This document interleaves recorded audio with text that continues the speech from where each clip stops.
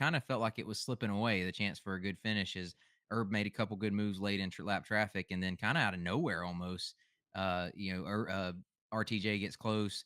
Turbo makes a mistake coming to the white flag, I think, slips Coming up to in two to traffic, go. and the next it's Coming coming to to two to go. And the next thing you know, there's a RTJ slips by for the win, kind of steals Yeah. one. I steals think one. I would Steals one. say. Yeah. The thing Absolutely. about or Bubba Ocala is dude, it's highly technical. Like if you looked at the racetrack tonight, 1 and 2 was kind of rough and ready, if you will. Like Right. it had a hole in there off of 2, looked like it could be hammered down, a little slick getting in, then hammered down. And there's a lot of guys that was messing up over there. I seen RTJ hit that hole, about hit the wall. But then on the other end at 3 and 4, it's completely slicked off. And I mentioned it to you, Jonathan, while we are watching the race. I'm like, man, these guys are losing Right. their front end down there. Oh Like yeah. they're getting in the corner and through the center, their front end's kind of washing. And from what I think Turbo caught lap traffic. I think if he does not catch lap traffic, Right. he wins this race.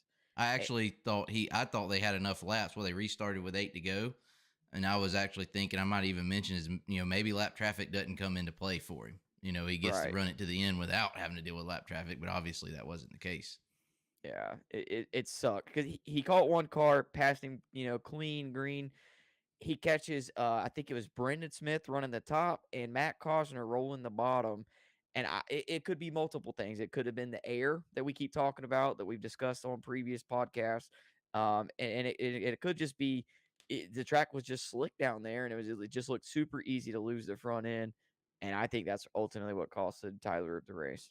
Yeah. At the same time, it looked like to me, watching those last few laps, that RTJ found something like he could really run it into 3, just stand in the brake and kind of turn at the same time and pinch it off and come off the corner real low. Whereas before, him and Turbo certainly then were kind of sliding out. They couldn't, like, he was coming off a 4 coming to the white flag. Coming to the white flag. His nose was over the berm, the inside berm there, skirting Oh, the berm. through Yeah. 3 right there. Right, Mm-hmm. through 3 Yeah, and I 4, seen that. Yeah. and he really hadn't been doing that, didn't seem. No one was able to do that. Like, I don't know if he just found it or figured it out how to do it, but it's like those last handful of laps when he ran him down in traffic and when he made the pass, it really looked like he figured out how to hit 3 and 4 just right. Well, y'all are leading me right into my question I wanted to ask here, because you're talking about Erb messing up, slipping up. Josh was talking about RTJ finding another groove. My question is that I wanted to get at here: did RTJ get up on the wheel, go win the race, or was it more of a case of Erb giving it away? The last couple laps, hasn't won a race in a while. We've all raced. We know how, not at that level, but we know how it is when you haven't won a race.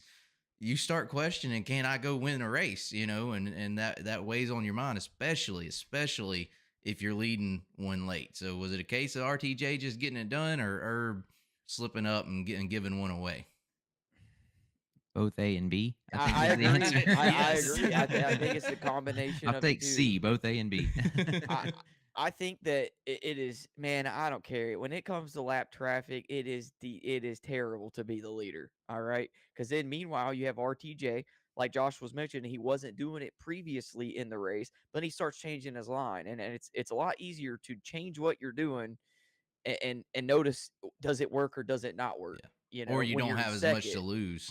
Yeah, and you don't have anything to lose when you're running second. You either find something and you go win the race, or you just keep searching and either way you don't win the race. Right. I don't know. I think it's a little bit of both. I think Turbo messes up a little bit with lap traffic, and then meanwhile RTJ's back there searching and finding a way, and he did. Right. I don't know. Yeah, Tough question. I don't think you can say Turbo gave it away. He No. made one. I mean, he drove a dang good race. That move on Davenport to take lead, we haven't talked about it, but that kind of came out of nowhere. To slide Davenport getting into one. Kind of. I mean, I wouldn't call it dirty. It was a tight slider, but I mean, he kind of had to go right. Right. Like, so don't blame him for making that move there. And then he was early on. He was, pretty good bit quicker than everybody else and pulled away. And then lap traffic came into play, and I didn't see him make any what I would call egregious mistakes or anything I would say that was noticeable enough to call it a mistake. But then that one mess up as RTJ's finding his groove, that one slip up, I'd say it cost him the race. But at the same time, I don't think I think I think if RTJ doesn't pick up the pace there and find that groove, Right. I think he could afford to make that mistake because I thought he did. I thought he had it wrapped up when he cleared the first couple lap cars. I'm like, Yeah. okay, he's got this. I think even Rigsby or James, somebody, one of them, noted, oh, that could be it. He passed, He whoever it may was. had him the cushion he needed Right. by And It's getting like then by a a couple of didn't lap 93 turn car out. or cars. something. Yeah, Yeah. but didn't turn out that way. So I no, I would not say that he gave it away, and I don't think if anything, I think it's going to just fire him up more.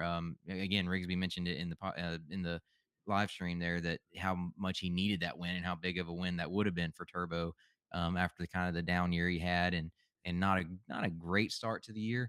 But I think he's probably a little upset about it, aggravated about it, frustrated. But I think at the end of the day, it'll be a momentum boost for him to as another night at Ocala here, a couple nights at Alltech, man, hit or miss for him, but definitely going into East Bay where he's always Yeah, pretty he solid. seems like he is at least a couple of the 2 or 3 of the nights going to be every year up front battling for the win or for a podium at East Bay. And that was my next question. Do you think it builds momentum? Is a turnaround for Turbo? Because we all know he didn't have anywhere close to the year he wanted last year. Maybe this gets him turned around. Getting down to East Bay, a track where he's run well at in the past, next week. Maybe he gets things turned around and gets going here in 2024, where he never really got his feet under him and got going well in 2023. See, the problem with Turbo is he'll have nights like this, Right. or fairly enough, often enough that you feel like, hey, there's like he can still get up on the wheel and get the job done and win races at the highest level. He just can't do it consistently It is very here lately. spontaneous. So when he has one run, at this one race like this, you want to say, okay, he's back, so to speak, or he's going to build some momentum and hit that consistent streak. But who knows? Like you just have to wait and see. I Mm-hmm. It's you I can't say he's back or he's improving until we see that consistency. yeah, I think if he podiums again tomorrow, Mm-hmm. I think that his chances of winning the East Bay are high. I Right. think that shows a little consistency with Turbo, and maybe he gets a win down at East Bay. There you go. I think he could get a win tomorrow night. Like, they're right back there at Bubba, or Ocala, excuse me, formerly Bubba's. And hopefully, it's tough to get in that position. You know what I mean? But he was good, qualified up front, won his heat race tonight at Ocala. I'd like to see him do it again tomorrow night. It'd be huge if he could turn around and win one tomorrow night Oh after, yeah, having it seeming to have one in the bag tonight. But I will say like Joshua, you mentioned, Turbo never was the most consistent driver at all, but he was consistently up front every, you know, 3 or 4 races. You know what I mean? Like, he was winning races. He wasn't consistently as consistent as he would like to be. But up until last year, he was more often up front. And that's where I'd like to see him get back to is winning more races and being in the mix for more races. And, I feel like a good front running Turbo is a good thing for the sport. You know what I'm saying? absolutely. Everybody loves Turbo, right?